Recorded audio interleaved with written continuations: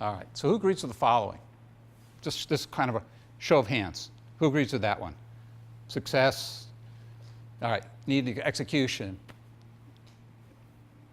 All right, good. All right, see if you guys are still awake. Creativity and innovation is part of a team. All right, so how about this one?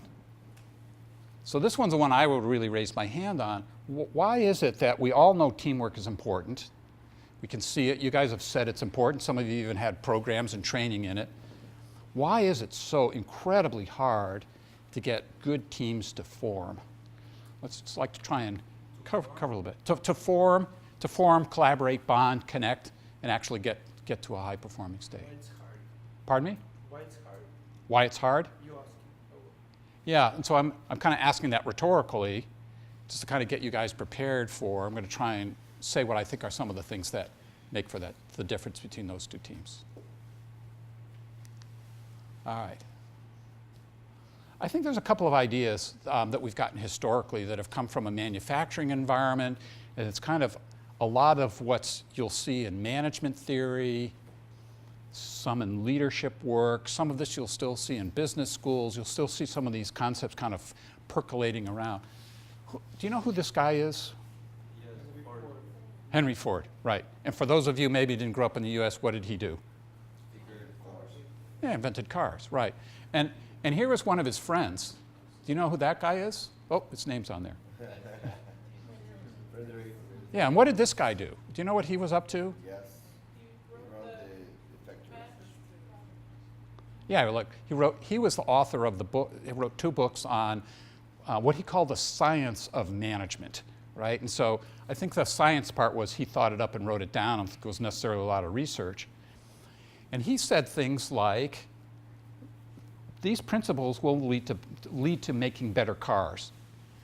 And so he said, if you take all the tasks and you break them down in really small units, that will lead to more effective production. And the leader's role is really more of a supervisor. This is where authority and direction comes from the supervisor. And you have to watch those workers very carefully because they're really probably not that reliable and they're not necessarily that motivated. And in terms of impact, control, everything in this theory says you should try and control workers very carefully. You should try and control those members because of this kind of basic belief that people really aren't very motivated to do hard work. They're not really motivated to get a good result. And so you need to lay over a set of concepts, decision-making, controls, and structure because people are not intrinsically motivated to do good work. Now you can kind of look at that maybe and smile today, but I think if you look at a lot of our management practices still today, a lot of that's still kind of influenced by that kind of core underlying assumption.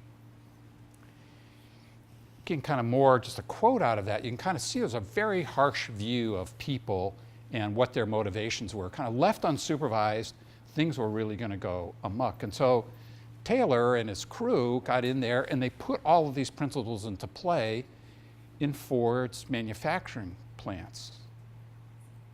So today, if you said we were going to do those things, you go, oh, that would be horrible. This is going to be a disaster. But it was amazingly successful. A car that used to take like a day to build, a day and a half to build, when those principles went into place, divide up the tasks, supervise like crazy, and centralize control in a few people, that led to making cars dramatically more effective. And everyone got excited by that and concluded that not only were the principles true, but kind of the underlying base assumptions must be true. I mean, after all, we're building these cars very successfully. And so this kind of mindset about how to run an organization just spread. So I think some of these things are probably not that helpful to us anymore, and they're getting in the way. But anyway, here's some of the things that still come out of this. The team members, well, actually, there isn't a huge amount of teamwork in an organization like this. You've kind of divided up the tasks and you've told people what to do, so there really isn't a lot of what you might call collaboration. And you've, the very few decisions that the members of the organization will make, you make those pretty much at the top. Failure, Pretty much in cars, you don't want to have those, so you figure out ways so that there are no mistakes, and you actually call any of those things defects, and you have a very elaborate way of managing those out. And teams, pretty much the best way to work then is to dampen down any kind of creativity, dampen down innovation, don't take risks, keep everything kind of flat and calm, and that gets cars and other kind of manufactured goods really, really effectively produced. So that's kind of the world that this was built on, where information was really linear, knowledge was pretty static, the world really unfolded at a pretty slow pace. And so that today, things really go at a lot faster pace. I know you guys heard the word VUCA, a VUCA world? VUCA is actually a term that came out of Leadership College for American military, and first world countries like the United States and others were really devastated by guerrilla warfare. They just had no idea how to handle that. People riding around in horses, hiding behind bushes, putting putting explosive devices in the highways, other kinds of things. So when Vietnam War and then the other wars came on, they took a look and said, we really live in a VUCA world, which meant the world is very volatile, meaning things are changing very fast. Events are somewhat uncertain around what they mean. The world is complex instead of the Henry Ford days, and complex meaning there are variables there that you no longer control. In a complicated system, there are lots of variables that you can manage how to control them. In a complex world, things are so complex you really don't know all of the variables. I mean, for instance, if you wanted to start to work on the climate, or you wanted to work on the economy of a country, those things are so complex no one really fully understands all the variables. And ambiguous means we really don't know exactly where the world's going to go, and we don't know exactly what success is going to be in the future. So I would say this is the world we live in. It's a VUCA world now.